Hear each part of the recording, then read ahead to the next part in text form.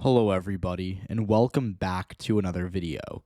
In today's video, we'll be taking a look at the 2024 presidential election in the state of Pennsylvania, and really just looking at some numbers here of the more important parts of the state and why I don't really have any strong feelings with Pennsylvania right now. I think Biden, maybe has an easier path to victory here, but Donald Trump, you really can't count him out, and you really can't assume that Biden is even favored by a lot to win here because it was very close in 2020, was decided by just over 1%, and it's going to be close again, if not closer. So, we're going to talk about it. We're going to look at some of these important regions. And first, I just want to say Pennsylvania is far and away the most important state in 2024.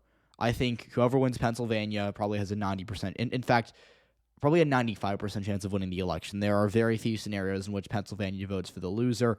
It's kind of the new Ohio or the new Florida, and that it's going to be the bellwether.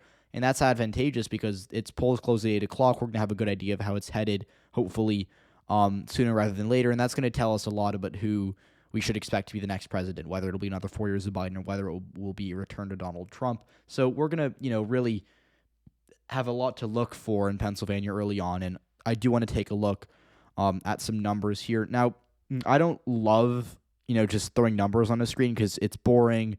No one really likes it. These numbers don't really hold any significance without a lot of talk. But I do want to kind of look at just some important things I've taken like 2 minutes to put down here. As you can see, this is not a very high quality spreadsheet. But I'm going to try to do my best here. And I just copy and pasted these figures, vote nets, from New York Times and Wikipedia. And we're going to just look at the vote nets across these important regions. Obviously, in case you don't really know all these counties, which I don't expect you to, if you're a normal person, you probably don't. I'll go through them and explain them. We'll start with Allegheny, which is where Pittsburgh is. It's kind of just over here. Allegheny County, it's the second largest county by population in Pennsylvania, behind only Philadelphia. And it was one of the counties. And actually, before I talk about Allegheny, I just want to look at the broader trend here. As you can see, in 2020, Biden did better in terms of votes net in every county except for Philadelphia, which I do want to highlight a little bit here. We're just going to put that yellow because this is really important that he did worse in Philadelphia. But as you can see, in all these other blue counties, he got, he netted more votes. And then in these red counties, in Berks, did about 1,300 votes better, and then in Lancaster did about 2,500 votes better, or 2,500 votes better. So Philadelphia is the exception here. We'll talk about that in detail and why I think this could be the best path for Trump to win Pennsylvania. We'll start with Allegheny, where Biden did, around for 40,000 votes better in 2020 than she did in 2016. And then if you go back to the 2022 Senate race, John Fetterman did even better than Joe Biden. And so this is a concerning area for Donald Trump, and this is another example of suburbs pushing an area left. The city of Pittsburgh itself is pretty progressive, but when you look at how the county trended, like much more in depth, which we don't have time for today, but really this region as a whole only shifted towards Biden because he did so much better in the suburbs, the wealthier towns outside of Pittsburgh. He did fine in the city itself, but the wealthier towns swung 15, 20 points towards him, and that was what, really buoyed that shift in the western part of the state because, really in Pittsburgh there wasn't too much of a change. And so if that happens again, which it probably will based on just trends, wealthy suburbs that are mostly educated have been swinging towards Democrats for years. Obviously, you don't really need me to you don't need me to tell you that.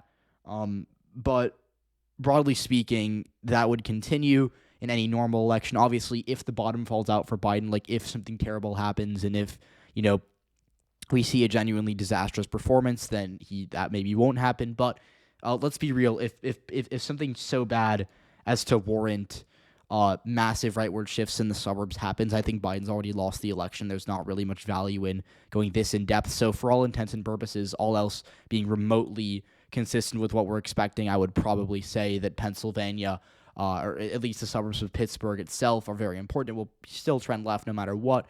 And so I would expect, Allegheny broadly to get better for Biden. I'm not going to do a prediction because I don't really have the time to make a formula for this, but he'll probably do 20,000, 30,000 votes better.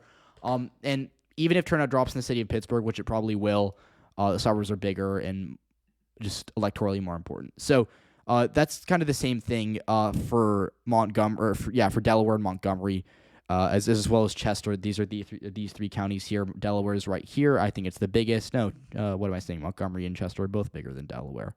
No, Chester's about the same size. Montgomery's a little bigger. But these are all suburbs. They all trended left in 2020, as you can see.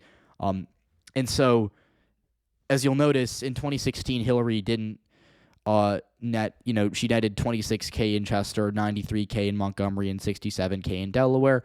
Biden doubled her in Chester and then did, 40,000 better in Montgomery and then 21,000 better in Delaware. So he did well, definitely well enough to win. Like, if we see the same percentage increase in terms of votes net, obviously not number, but percentage increase in votes net in these three counties, Biden will probably win Pennsylvania. And this is where it gets tricky this is like where it's bad for Trump because the suburbs are trending left. Again, like I said, there's a scenario in which they don't trend left, but in that scenario, there's really no point in even doing this because it's game over.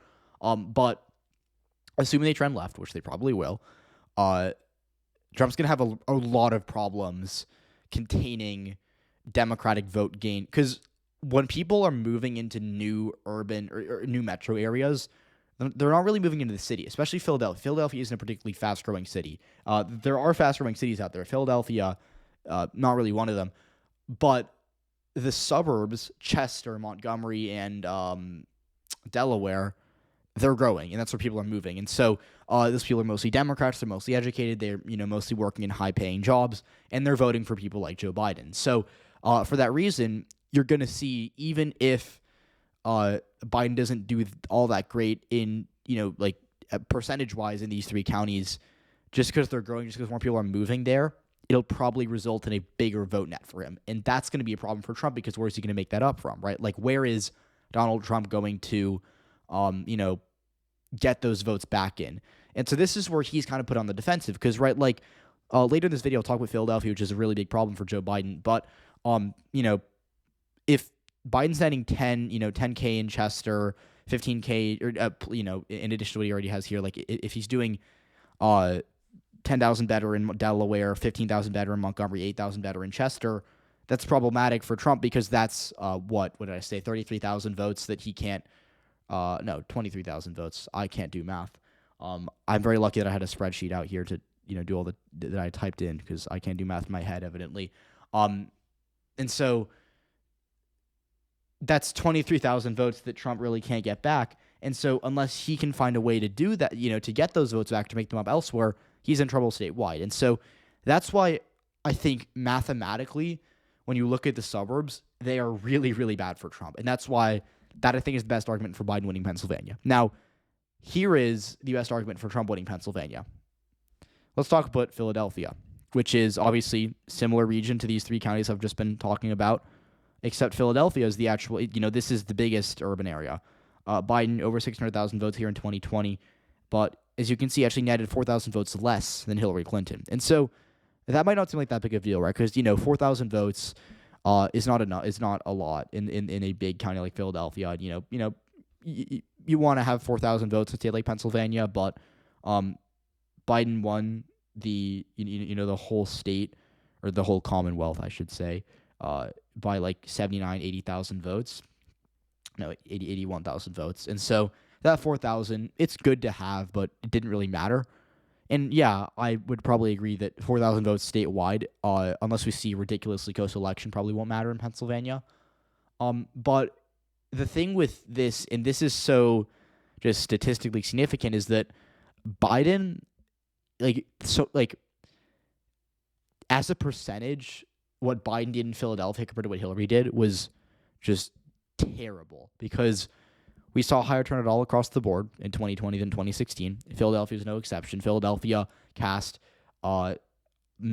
maybe 100,000, if not more, votes. I'm not for sure about that, but it's at least probably 70K more votes in 2020 than 2016.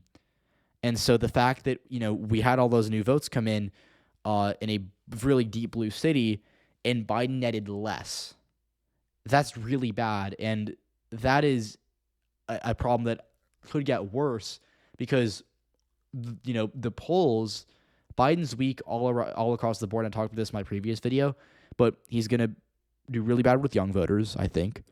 And I think he's going to have a lot of problems with turnout in general. In Philadelphia, it's diverse, it's young, and it's urban. Those are three demographics. Democrats do well in urban areas. They do well with diverse, coalitions of voters, and they do well with young voters. Those are three sets of voters that should be going big for Democrats, and they're going to, the ones that show up are going to vote for Biden. But, if youth turnout is down, if black turnout is down, if Hispanic turnout is down, Asian turnout is down, turnout from just cities in general, Philadelphia being no exception, is down. Doesn't matter what the margin is, it's just bad for Biden unambiguously. So Philadelphia, right, like a 4,000 vote loss or decrease from 2016 to 2020 with the turnout increase is really bad. So let's say we see turnout, decrease. Say there's, 60,000, less votes cast in Philadelphia 2024 than 2020. You're looking at maybe